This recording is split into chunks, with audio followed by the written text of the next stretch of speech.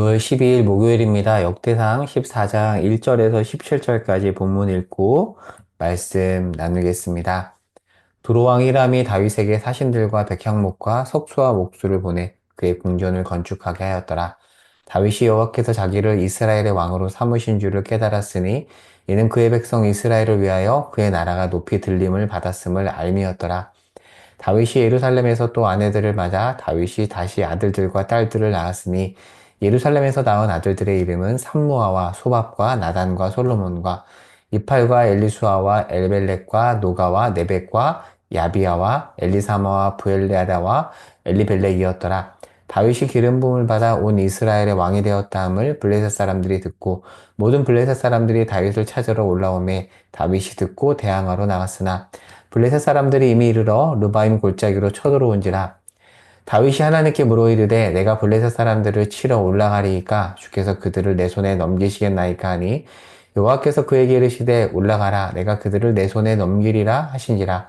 이에 무리가 바알 브라심으로 올라갔더니 다윗이 거기서 그들을 치고 다윗이 이르되 하나님이 물조갱같이 내 손으로 내 대적을 흩으셨다 하므로 그곳 이름을 바알 브라심이라 부르니라. 블레셋 사람이 그들의 우상을 그곳에 버렸으므로 다윗이 명령하여 불에 사르니라. 블레셋 사람들이 다시 골짜기를 침범한지라. 다윗이 또 하나님께 묻자온대 하나님이 이르시되 마주 올라가지 말고 그들 뒤로 돌아 뽕나무 숲을 맞은편에서 그들을 기습하되 뽕나무 꼭대기에서 걸음 걷는 소리가 들리거든 곧 나가서 싸우라. 너보다 하나님이 앞서 나아가서 블레셋 사람들의 군대를 치리라 하신지라. 이에 다윗이 하나님의 명령대로 행하여 블레셋 사람들의 군대를 쳐서 기브온에서부터 게셀까지 이르렀더니 다윗의 명성이 온 세상에 퍼졌고 여호와께서 모든 이방 민족으로 그를 두려워하게 하셨더라. 아멘. 오늘 본문의 시점은 다윗이 통일 왕국 왕이 된 이후입니다. 얼마 전에 정리했지만 다윗은 사울이 죽고 나서 헤브론에서 두 지파의 왕으로 7년 6개월을 다스렸죠. 이때 북쪽에서는 사울이 죽고 나서 사울의 군사령관인 아브넬이 사울의 넷째 아들인 이스보셋을 허수아비 왕으로 삼고 북쪽 지역을 다스리고 있었어요. 자, 이후에 다윗이 여부스 곧 예루살렘을 점령하고 통일 왕국이 되어서 33년을 다스리죠. 그러니까 헤브론에서 두 지파의 왕으로서 7년 6개월 이후에 예루살렘에서 33년 동안 통일 왕국의 왕 도합 다윗은 40년을 다스립니다. 지금 본문 시점에서는 이렇게 통일 왕국의 왕이 된 이후에요. 오늘 본문 1절을 보겠습니다. 통일 왕국의 왕이 되자 두로의 왕 히람이 다윗에게 사신을 보내서 백향목과 석수와 목수를 보내서 궁전을 건축하게 합니다. 두로는 이 당시에 강대국이었습니다. 지금 힘있고 유명한 사람이 나를 먼저 찾아온 겁니다. 두로가 어떤 나라인지 좀 정리해 볼게요. 두로는 페니키아예요. 베니게, 페니키아, 지금의 레바논인데요. 좋은 나무가 많았고 이 나무들은 건축할 때 요긴해서 나중에 솔로몬이 성전 지을 때도 도와주죠. 목재로서 도움을 줍니다. 그러니까 다윗은 이들의 도움을 받아서 궁전도 짓고 솔로몬 성전도 짓습니다. 자, 그리고 오늘 본문에 보면 다윗은 통일왕국의 왕이 되고 나서 예루살렘에서 아내를 맞아 자녀를 낳았는데 여기에 누가 있죠? 네, 솔로몬 성전을 지은 4절에 보니까 솔로몬도 있습니다. 그러면 여기서 우리가 두로에 대해서 한 번 더 정리를 해볼게요. 두로는 성경 곳곳에서 자주 묘사하는 나라로서 지중해를 끼고 안반을 요새화하여 천혜의 지리적 위치로 무역과 자주색 옷감으로 부와 명성을 얻은 나라입니다. 이게 바로 두로예요. 나중에 알렉산더 대왕이 방파제를 쌓아서 무너뜨리지만 이게 없었을 때는 누구도 침범하지 못했던 천혜의 요새였고 돈이 정말 많은 나라였습니다. 용병들을 고용해서 적군을 물리쳤던 굉장한 나라였어요. 빌립보에 나오는 자색 옷감 장수 루디아도 바로 여기 두아디라 이쪽 베니게 출신입니다. 해상무역의 제왕이라는 별명을 가진 그런 나라였는데 그 나라가 지금 다윗을 찾아옵니다.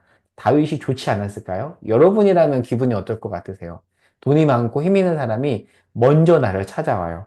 내가 너 도와줄게 라고 말해요. 기분이 좋겠죠? 그런데 17절을 보겠습니다. 오늘 본문 17절에 보면 뭐라고 되어 있죠? 다윗의 명성이 온 세상에 퍼졌고 여호와께서 이게 중요합니다. 여호와께서 모든 이방 민족으로 그를 두려워하게 하였다.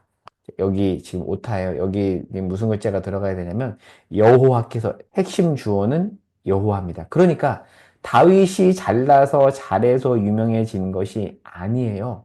하나님께서 그를 유명하게 하신 것입니다. 다윗 혼자를 위해서 아니요. 이스라엘과 온 민족을 위해서 지금 다윗을 도구로 그렇게 세운 거예요. 다윗은 통일왕국 왕이 되기까지 20년 정도 광야에 있었거든요. 그렇게 광야로 모르신 것도 하나님이고요. 유명하게 하신 분도 하나님이에요. 이 사실을 놓치면 다윗뿐만 아니라 이스라엘은 무너집니다. 병행 본문인 사무엘 하 5장 12절을 한번 여러분 찾아보시기 바랍니다. 설교 끝나고 보셔도 되고요. 사무엘 하 5장 12절도 이렇게 기술해요. 여호와께서 자기를 세우사 이스라엘 왕으로 삼으신 것과 그의 백성 이스라엘을 위하여 그 나라를 높이신 것을 알았대요. 누가요? 다윗이. 내가 잘해서 이렇게 됐어 라고 다윗이 생각하지 않고요.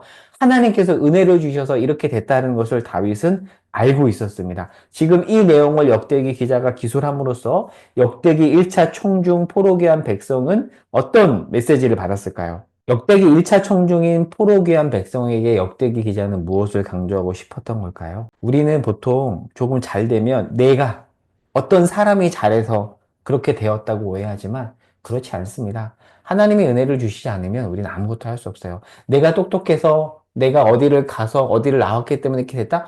그렇게 갈 수 있었던 것도 은혜예요. 배경이 되지 않으면 만약에 모든 집안이 무너졌어요. 도와줄 사람이 없어요. 그러면 내가 가고 싶은 곳에 갈 수 있나요? 없어요. 그렇게 갈 수 있었던 배경을 주신 것도 하나님입니다. 다윗은 이것을 알았던 거죠. 내가 잘해서 이렇게 됐다라고 생각하는 것은 인간의, 유한한 인간의 착각입니다. 그 착각하지 말라고 지금 이 말씀을 하고 있는 겁니다. 자, 이어서 8절부터 보면 블레셋이 무려 2번이나 침공을 합니다. 다윗이 통일국가의 왕이 되고 나서 블레셋이 침공을 하는데요. 블레셋은 철기 강성 국가입니다. 아직까지 이스라엘은 청동기예요. 청동기와 철기가 붙으면 당연히 철기가 이깁니다. 블레셋은 해양 철기 강성 국가인데 8절에서도 침공하고요. 13절에서도 침공합니다. 자, 이때 다윗이 침공을 받고 어떻게 반응하냐면 10절을 볼게요. 다윗이 하나님께 물어 이르되 왕이 되고 찾아온 첫 위기에서 가장 먼저 한 행동은 하나님께 묻는 것이었습니다. 그러자 하나님이 말씀하시고 다윗은 순종하고 다윗은 승리합니다. 13절에 보면 블레셋이 재차 침공하죠. 이때도 14절에 보니까 하나님께 묻고 16절에 명령대로 순종하여 승리합니다. 여담으로 이스라엘은 그럼 언제 철기 국가가 되냐면 블레셋을 정복하고 블레셋의 철기 무기를 빼앗아 오면서부터 시작되기 때문에 오늘 본문의 시점은 여전히 통일왕국 이스라엘은 청동기예요. 청동기가 근데 철기를 이깁니다. 어떻게 해요? 말씀에 순종함으로 이깁니다. 오늘 말씀을 정리해 보겠습니다. 다윗 입장에서 생각을 해 보겠습니다. 두로라는 잘 나가는 나라가 자신을 먼저 찾아오죠. 하지만 다윗은 우쭐대지 않고 모든 것이 은혜였음을 겸손하게 고백합니다. 그리고 적군, 강대국 블레셋이 쳐들어오자 수많은 전쟁의 경험자로서 자기의 짬밥, 시쳇말로 짬밥을 의지할 수 있는데요. 가장 먼저 하나님께 묻습니다. 이스라엘의 승리는 군사력이나 전력이 아닌 하나님의 함께 하심에 달렸다는 것을 너무나도 잘 알았던 거죠. 그런데 여러분 이 사실이 단순하지만 우리가 많이 놓치는 부분이에요. 실제 삶에서 하나님만 의지한다라는 것. 군사력이나 아니면 외적인 힘이나 그것보다 하나님의 함께 하심이 중요하다라는 것을 우리가 단순하지만 놓칩니다. 놓치면 살아갈 때가 너무나도 많이 있습니다. 여러분, 여러분이 잘 나갈 때 모든 것이 정말 주님의 은혜였음을 고백합니까? 그리고 우리 삶의 승패가 주님의 동행에 달려 있음을 진정으로 믿으십니까? 단순하지만 놓치고 있는 이 부분 오늘 점검하면서 기도하는 이 아침이 되었으면 좋겠습니다. 기도하겠습니다. 하나님, 다윗이 잘 나갔을 때 모든 것이 주님의 은혜였음을 고백했습니다. 하나님, 다윗의 고백이 우리의 고백이 되기를 소망합니다. 다윗의 고백이 우리의 고백이 되기를 소망합니다. 예수님의 이름으로 기도합니다. 아멘.